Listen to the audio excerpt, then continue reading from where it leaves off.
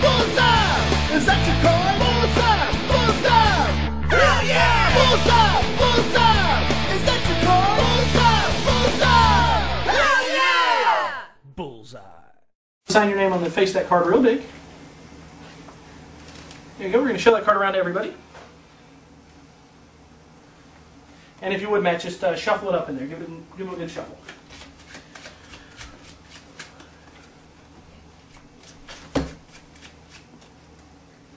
There we go, Matt. Your card lost somewhere in the center of the deck, Matt. I'm going to try to find your card with one of those darts and a little bit of skill.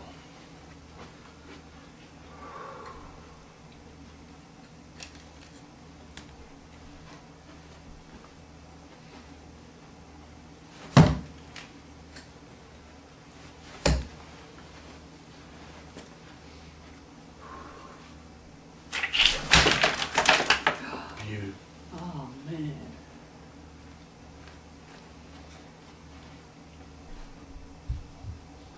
Wow.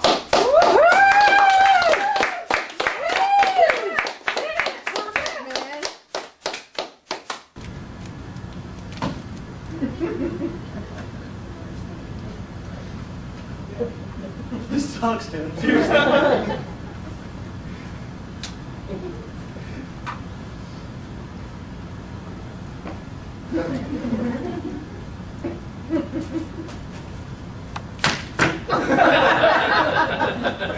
Can we call do-over? Okay, do-over.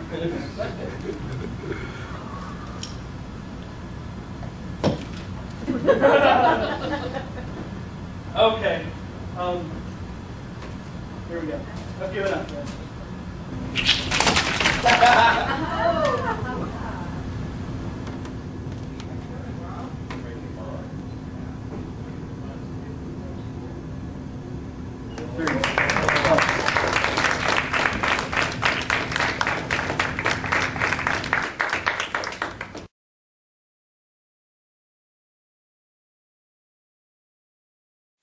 Hi, I'm Brent Braun, and welcome to Bullseye. I originally created this effect in 2001. I created it for a professional actor and magician named Ken Trockless, who was performing in our theater. We had a little 75-seat theater in Jeffersonville, Indiana called the Greater Louisville Magic Emporium. We created this effect. We were sitting around talking one day, and he was talking about the idea of card stabs and different variations, and we wanted something that played big and was something unlike anything we'd seen before. So we came up with the idea. We started talking about different swords and different things that you could do the card stab with. We finally just decided on a dart because it did seem skill-based and it seemed possible. It seemed plausible that you could toss a deck of cards into the air and throw a dart at them and pin them to a dartboard. After aimlessly really trying to do it for 3 or 4 weeks, we decided it's impossible to hold back one card and really pin it out of the air. So we decided we were just going to have to cheat. So we started to think about methods, and I came up with this method. And it works really well. We're actually going to talk about 2 different methods on the DVD. The first method is the theatrical version. That's where you're going to perform it on stage with an assistant. And it's got a couple of really great moments in it that'll fool people pretty badly. Because your hands are seen completely empty a couple different times, and there's some great ways that you kind of work around showing that you don't have the card even when you already have it in your possession, which is pretty cool. And then the other version is the close-up version. This is what you would perform out at a nightclub or a bar or a pub or any place that has a dart. If you have a dart and you have a deck of cards, then you can perform this effect. Now, again, it's not something you're going to do all the time, but when you're put in that position, you just happen to be performing, there are darts around, you can fry people with this. Because it seems plausible, as I discussed earlier. The great thing about a dart and a deck of cards is it seems like you could really do what you're claiming to do. So people really buy into the plot, they really buy into the effect. Now, the version you do yourself is definitely more difficult because you've got to do everything. You've got to throw the cards, you've got to throw the dart. Because it's more difficult, sometimes you'll miss. There's a small chance of failure, that the dart doesn't stick on the board, it doesn't stick in the card. There could be issues. We're going to talk about how to work around those.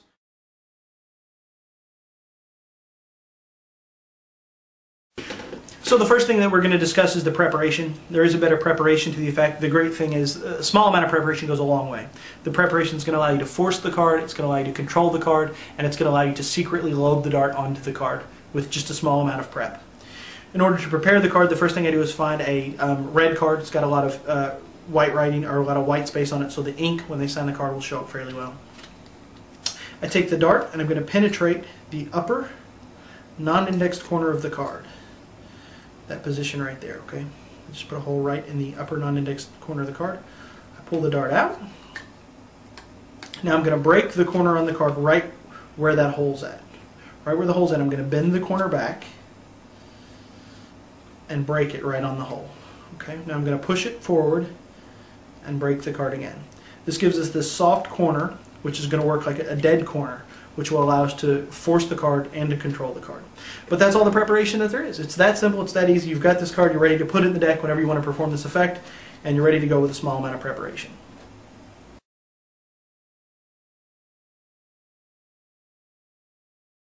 Now we'll discuss the force. The force is pretty cool. It's actually based on a timing force, which normally you would do while holding a brake. The great thing is you don't have to hold a brake for this at all.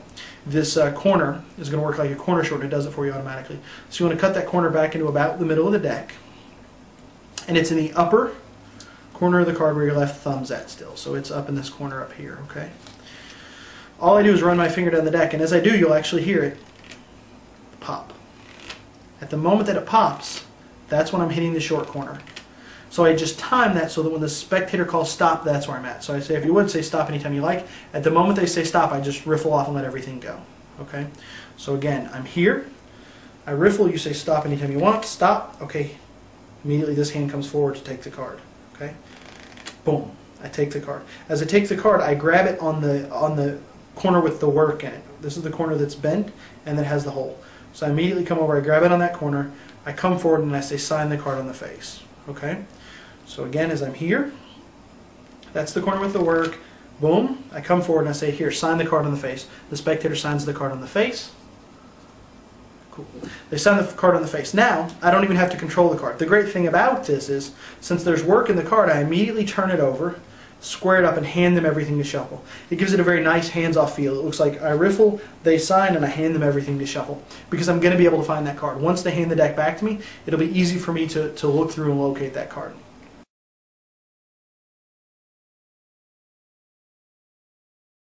Now once the card's signed, I don't have to do anything to control the card because the work is hidden under my fingers here. So as I take the cards, put them back together, I say here, shuffle everything. The spectator can then shuffle the cards as much as they want. I'll still be able to find the card. Okay? I find the card because again it's got that corner short on it. So as I take the deck back, I riffle up with my thumb in the rear. I'm going to feel it click. I cut the deck where it clicks. That brings the signed card back to the top of the deck. Okay? If I riffle up the back of the deck, up the corner with my thumb, and I don't feel anything, that means that the corner short is in the corner. Okay, so I turn the deck 180 degrees, I riffle up the back again, I'll feel it, I'll cut the deck, and I'm ready to find the card. Okay, and you do that nonchalantly. As you take the card back, you say, oh, your card's lost in the middle of the deck, I'm going to try to find it, because that's how these things work. You do it nonchalantly, you're not even paying attention, you've already controlled the card, they have no idea that you've done that. Talk a little bit more about the control of the card. I was noticing watching some of the videos on playback that this broken corner seemed more visible than it really is. If you cut that into the middle of the deck, it's pretty much invisible. You know, as long as you don't pay attention to it, the audience can't see it. Earlier, when I was explaining it, I kind of used a dog-eared deck, so you saw a little bit of work in the corner. You can't see that at all, and the spectator doesn't know what to look for. You know, all you have to do is riffle down the corner. As it snaps, you come forward, you have them sign the card. Another important point here is as you have them sign the card, instead of bringing it after they sign it, instead of bringing this packet back to here, and then coming forward to hand them everything, a very subtle point is to take this packet forward and then hand them everything. It just has a more hands-off feel, which is what's great about the selection and the control. You really don't have to do anything sneaky. The card's controlling itself, so you don't want them to think that you've done anything. After you sign that card, you want to hand them everything immediately and get out of the picture as soon as possible so they remember, he didn't do anything. My card really was in the deck. There's no way he could have found it.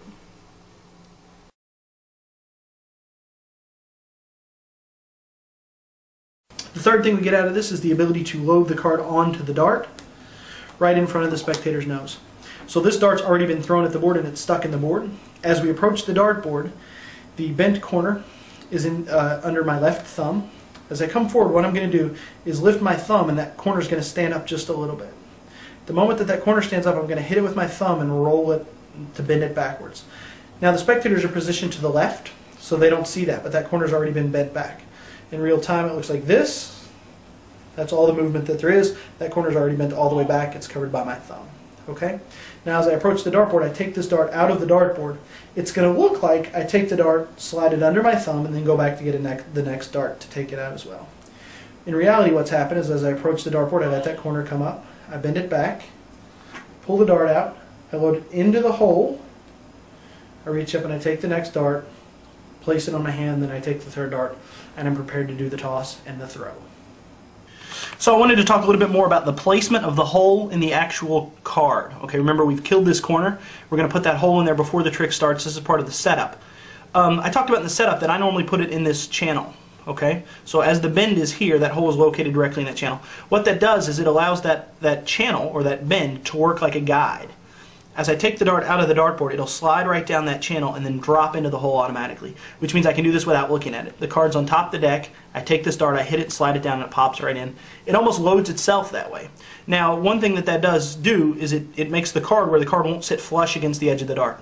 What that means is you're going to have to throw it harder, and it's going to take a little bit more practice to do it. The easier way to do it would be to move the hole out. Okay, if you move the hole out, it's going to make the throw a lot easier because the card sits flush against the side of the dart. Now when you toss the dart, the card's going to stay beside it instead of fluttering out here in the wind, creating drag, and it could create some problems. This way it's going to sit flush. The downside of that is it makes the load a little bit more difficult. As you come back to load now, you're actually going to have to look to find the hole. Okay? That channel's way down here, it's not going to guide you to the hole, so you're actually going to have to come back, look down to put the dart in it. I prefer the first method. And then I just practice long enough that I'm able to throw the dart even here with that drag and it still works well for me. You can do it either way. You'll just have to experiment and try it either way. That's really the key to the throw. It's just experimenting until it works well for your hands and it works well for the way that you throw darts.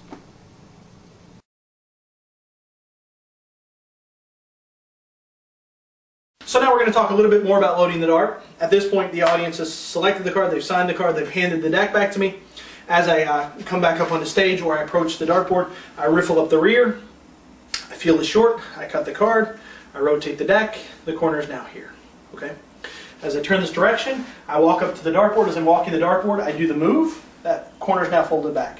I take the first dart, I load it in the hole under my thumb, I take the second dart, I load it with my thumb again, I take the third dart. Now these first two darts are going to seemingly be practice, but what it's allowed me to do is load that card openly onto the dart. Nobody has any idea. The important thing to the practice darts is you don't want them near the center of the board, because in a moment you're going to try to throw the dart with the card on it at the bullseye. Because the few times that you do spear the card with the dart in the bullseye, you'll be a genius. The other thing is you don't want these darts to be in the way so that your dart gets deflected off of them. So when you throw these, you want to aim towards the outside of the board. So as I throw the first dart, I aim high. As I throw the second dart, I aim that direction. Now I've got this whole clear center here to throw this card and this dart without it hitting another dart and ricocheting or bouncing off of them. So as I go to turn the third one, this final dart is laying across the top of the deck this direction. It's already on the card and it's laying in this direction, diagonally across the card. So it's laying here diagonally across the card, okay? Now it's still on top of the deck, and my thumb's holding everything in place. As I throw that dart and it sticks, I turn my body one more time. At the moment that I turn my body, it's going to work like a top change. My hand's only going to go out of view for a second.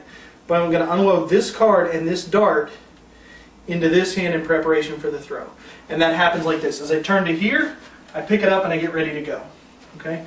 Now it's loaded across the card this direction, ready to be thrown. It's hidden by my shoulder.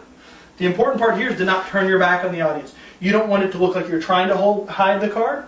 You want to be in this position where you're just lining up to throw the card, okay? You've got enough upper body here that it'll be easy to hide, and then this left arm is extended forward with the deck so that it hides quite a bit as your arm comes out, okay? Now you're going to toss the deck into the air. At the moment you toss the deck, you're going to do the toss. When you do the toss, it's important that you not come back here, okay? You're going to start here at your chest and you're going to twist with your hips, almost like a push. Push. So you step forward and push, okay? The reason you don't want to come up here is you don't want the card to flash behind your shoulder. You don't want to come up like that. You're going to push forward here, okay? Now with practice, you can do this from 8, 10, or 12 feet away from the board. I don't know that it really adds anything to the effect. It doesn't matter. You're spearing a card out of the air. Who cares how far away from it you are, you know? So as we're here, toss, push. That's all there is to it. Now the card's speared. Now, at that exact moment, before you toss the card, you're going to throw the deck into the air. Okay? There's a lot of different techniques. You can aim to hit above the dartboard, and then as they explode, you can turn and push. If you want, you can have the cards here, and you can riffle them, and as they riffle off your thumb, you can turn. It just takes practice, and you just have to work on it to find out what you're comfortable with. I usually at this point just make sure the deck is loose and has a lot of air in it. I throw the deck into the air, and I usually just try to get it up somewhere in the air. You know, as long as it's somewhere in the air, as I turn and push and it sticks, it looks like you speared it out of the air. Again, the turn and the push. Actually, we'll go from the top. We'll talk about all of it, and I'll show it to you how it really works in real time. I'm not going to toss the deck yet, but I'll show you how that works in real time. As we're here, I've just loaded. I've thrown dart 1. I've thrown dart 2. As I come back, I turn to here. I load it here. I bring the deck out to here. As I toss, I turn. Now that's one of those rare occasions right there. You hit the bullseye. When you hit the bullseye, you have to take advantage of it for all it's worth. Act like you did it on purpose. Say, oh look, I got one card. Not only did I get one card, but I actually got a bullseye and pinned one card to the dartboard. For the first time, what was your card? Now the great thing is, this corner's broken on the card. It's, again, the gimmick's gone. Who cares? Nobody knows that the broken corner's there. If you want, when it's on the board, the other thing you can do to clean this up, which is pretty clever if you're worried about it. I'm not worried about it. I mean, I've never had anybody say, oh, the corner was broken. That must be how he did it. But if you're worried about it, as you come over, you can actually tear the card off of the dart, which tears that corner, which is pretty cool. And then you come forward with that torn corner and you say, is that your card? Bullseye! Bullseye! Is that your card? Bullseye! Bullseye! Hell yeah! Bullseye! Bullseye! Is that your card? Bullseye! Bullseye! Hell yeah!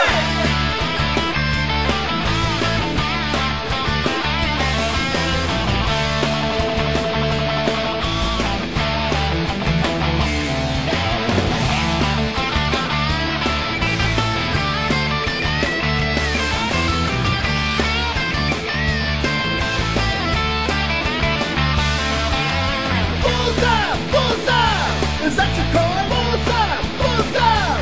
Hell yeah! Bullseye! Bullseye! Is that your card? Bullseye! Bullseye! Hell yeah! Bullseye. A little bit more close-up about the grip. Again, the card's been loaded on. It's here. As I go to steal it, I can either steal it by standing it up this way, or I can steal it by standing it up this way. Again, to me it doesn't matter. It's a personal preference. If you steal it this way, you can bend that tip over and hold it with your third finger just a little bit. That has a tendency to keep everything as a nice packet as you do the toss. If you want, you turn it up the other way. You've got it with your thumb. It's just the difference of the card being on the inside of the dart or the card being on the outside of the dart. Again, it's personal preference. Practice it however you prefer to do it. Do it that way. Again, from here, it's just the push. Is that your card? Bullseye.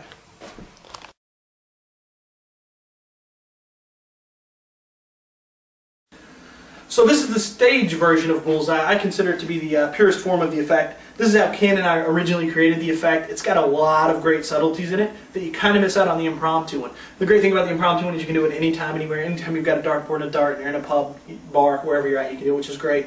But this is, I think, the purest. It's got a lot of subtlety in it that you miss out on the first one. So you do need a couple extra things. Number one, you need an assistant.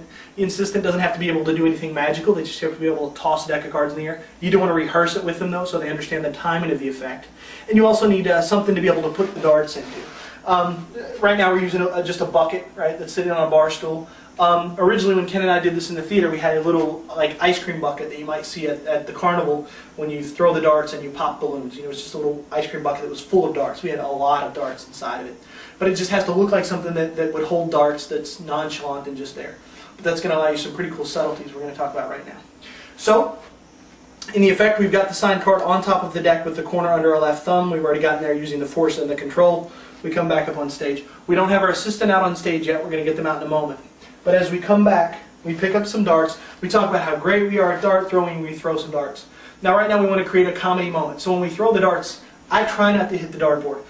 Ken and I, on purpose, would always miss the dartboard, have the darts fall off and hit the floor, don't throw them hard enough. You know, you just don't want them to necessarily land inside the board because there's this great comedy moment that we're setting up for right now. That comedy moment also hides some of the dirty work, okay? So as I come forward, to take the darts off the board, I take the first one and I load it using the traditional load move. So it's already done. Okay? It's underneath my thumb. I take the second dart, I put it with the first, I reach down, I pick up the one that fell to the floor, I've now got all 3 darts. As I go to dump them into the bucket, before I do that, I turn towards the audience, I rub the point of this dart, and I say, and now I need a volunteer. At that moment, everybody laughs. At the moment that everybody laughs, I'm going to use that as misdirection. I turn towards the bucket, and I'm going to seemingly just drop these darts into the bucket.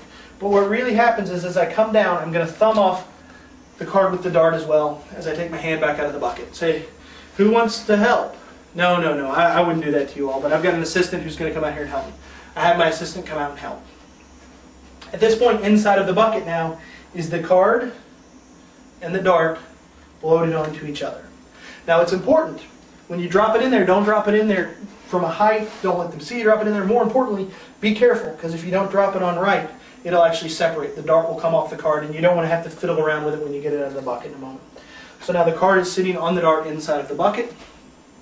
You get your assistant up and you say, I just need you to throw these cards at the board. So you hand your assistant the cards. It's important too at this point, act like you haven't rehearsed it with your assistant. Just act like you're making it up, you know. So you say, and I just need you to throw those up at the board when I say 3. Okay, and we're going to try to do this. I can't guarantee it'll work. There's also great comedy byplay there if you want. You can dress your assistant in all kinds of athletic gear that protects them. You know, we used to use this like crazy helmet that flipped down, and you can do anything you want there, but there's great comedy build-up where you say, now this is really dangerous, I don't know if you can do it, let's do this and this and this. So that's pretty cool. So then you reach back into the bucket and you say, let me get a couple more warm-up shots. So you take one dart out, the audience sees your hands empty, you bring the dart to here, you come back, and you throw the dart. Okay? We're setting up for this moment we're going to do in a moment. You take the next one out, they see the dart empty, you come back, you toss the second dart. Okay? They're seeing this same repetitive motion. So the third time you're going to reach into the bucket, but you're going to change things. Instead of getting one dart this time, you're actually going to pick up 2 darts. One of those darts is going to be the dart that's got the card on it. Okay? Now you're going to do this by stepping in front of the bucket and coming out. You've got one dart here. What the audience doesn't know is on this other side we've got the other dart lined up here and ready to go. Again, hidden by my shoulder here, not back to the audience. There will be a moment when you take it out of the bucket that you're kind of back to the audience, but not like you're doing something fishy. You know, you're not all the way back to the audience. You're more here reaching into the bucket. At that point, you've just thrown a dart. Nobody's paying attention anyway. You know, boom, you get it to here. You throw this dart, show this dart empty. You're going to bring this dart back, and like a top change, as soon as this dart gets to here, you're going to throw this second dart with the card on it. Now, you've instructed your assistant to throw the cards at the board at the moment that this empty dart comes back to your chest. So you go, okay, up a little higher, up a little higher. Perfect. Comes back to your chest. You're going to extend your arm with that push and throw. Holding this dart right here next to you. So you're here, yep, up, down. Go. Okay, this dart is hidden here by your shoulder. Now at this point you're going to transfer this dart back. Watch your foot. You're going to transfer this dart back to your right hand, and you're literally going to drop it right back into the bucket. As your hand drops down to your side, it's going to follow down to your side. It's going to get lowered into the bucket. The ditching of this dart. As you're here, you bring it back, you throw that one. This hand comes back and steals that dart as this one comes down. Your hand now slides down your body and unloads it directly into the bucket as you come to the board to get that one. Okay? And again, it's just a rhythm and timing thing. You just have to practice this. Up. Yeah. 1, 2, 3. Throw, back, down, drop. Then your hands are empty. Everyone's looking at the dartboard. You approach the dartboard. You ask them what their card was. They name it. You take it out of the dartboard. You show it. Bullseye! Bullseye! Is that your cry? Bullseye! Bullseye! Hell yeah! Bullseye! Bullseye! Is that your cry? Bullseye! Bullseye! Hell yeah!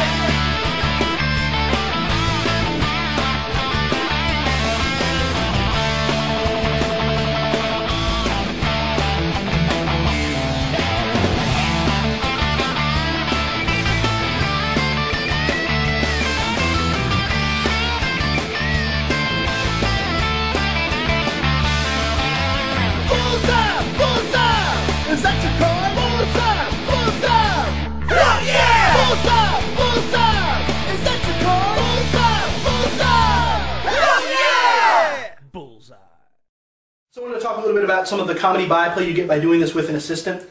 It's actually pretty funny. The first thing that Ken and I came up with was this idea. This is actually a dart, okay? What we've done with that dart is remove the tip entirely, so there's no tip on it. You then take an eraser, right? You put that over top of the dart. Now you've got a dart that's completely safe. Now when you hold it, the spectator doesn't see that, you're ready to throw the dart. It's great, you can throw this and hit your assistant in the back and it bounces off, which is pretty funny. Again, it's scary for the spectators. They have no idea. They've seen you sticking cards into the dartboard. You reach in the bucket, you pull one out, you throw it, you hit your assistant in the arm, in the back, in the shoulder, wherever you're going to hit him. Now at the moment that he does that, he has the deck of cards and he pretends like he's not paying attention.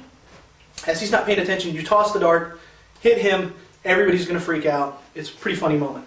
The other thing that's great about the moment is it's drawing out that timeline between when they've last seen you with the signed card and when they see it stuck into the board, okay? Because at that moment, the card is going to be loaded into the bucket on the dart ready to go, and you're just going to leave it there while you do all these jokes and bits. But it makes that timeline 3 or 4 minutes. You know, they've seen 3 or 4 minutes go by without you having the card in your possession. So when you do stick it, they have to assume that it's been in the deck the entire time. Your assistants had the deck for 3 or 4 minutes, so they can't assume that you've done anything. The other thing that's great, you can actually take this dart, clip it between your fingers this way. You can actually have your assistant do this. And then turn to where it can't be seen. Okay?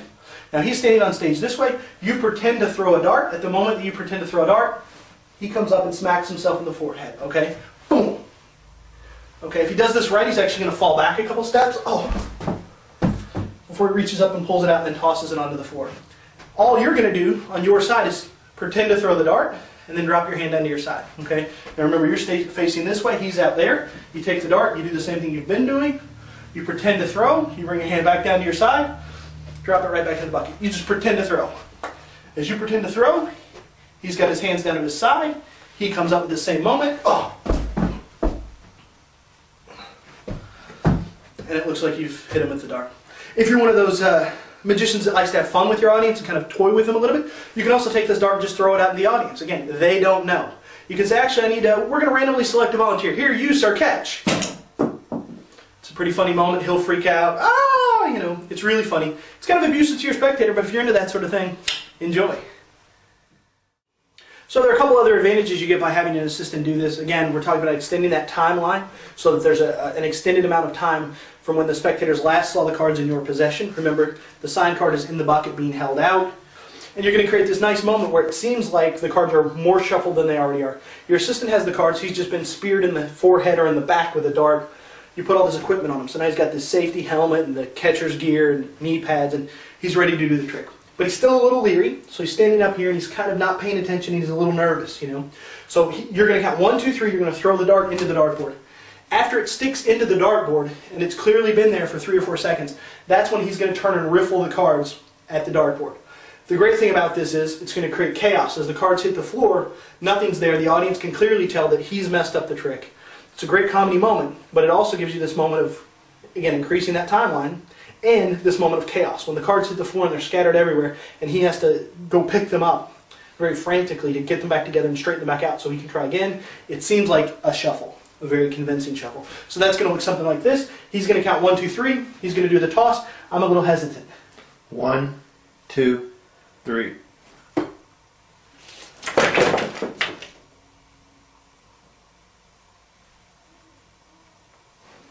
Then he gets down and scoops up the cards. Again, the great thing is the cards are on the floor very chaotic and very messy. He's going to pick up the cards. As he picks up the cards and brings them up, again, he's got this convincing mess that he has to now straighten out. So on stage, he continues to straighten it out. It's going to take him a while to get him straightened out, and as he does this, it's comedy. You know, people are trying to figure out like where this trick is even going, and this is pretty convincing. There's no way that you could find a card in this mess. The other thing is, if your spectator isn't very good at riffling the cards, he doesn't even have to, if your assistant isn't very good at riffling the cards, he doesn't even have to straighten them out. He can just hold them here, and you can say, let's try again. He takes that dart out, tosses it onto the floor. 1, 2, 3. You do the real thing. He tosses, you throw, it sticks. Bullseye.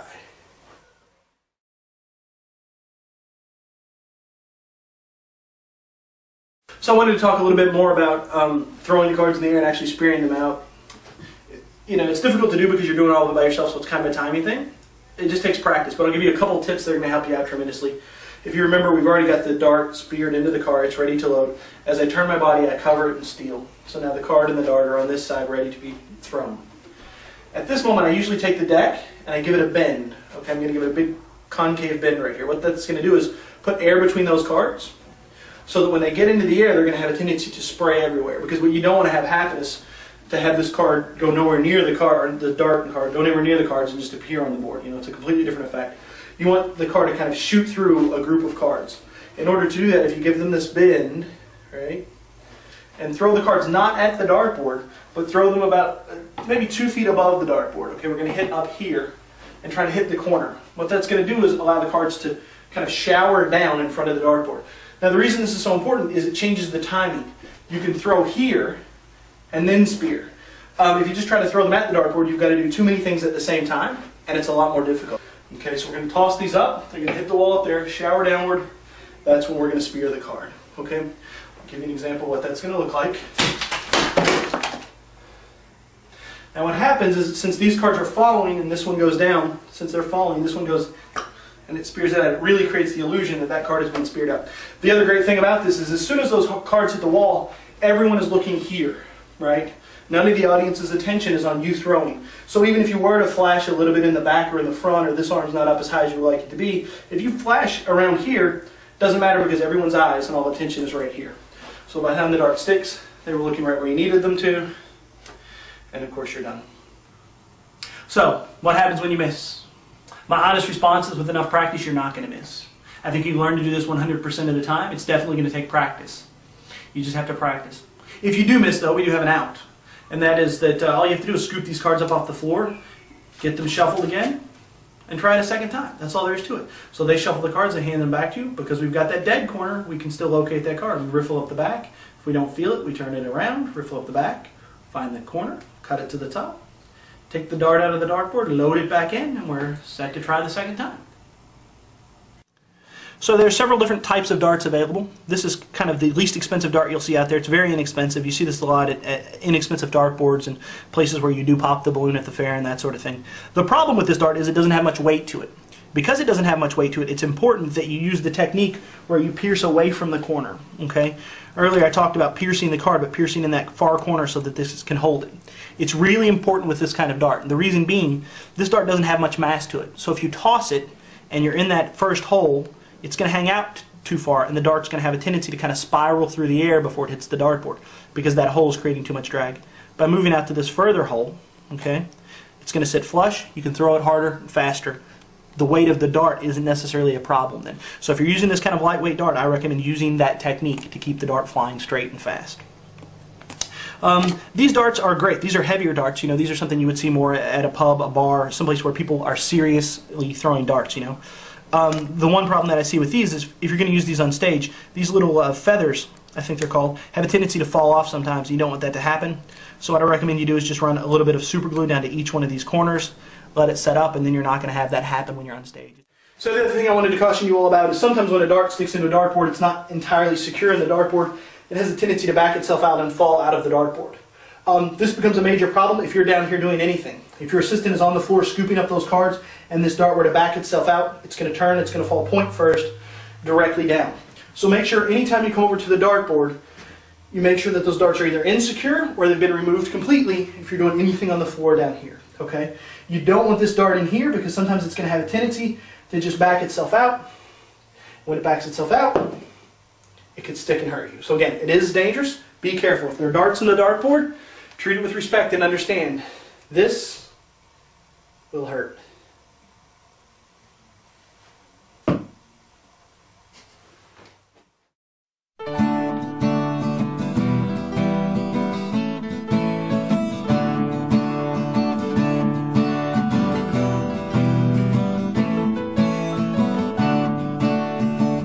Bullseye, bullseye, was that your card?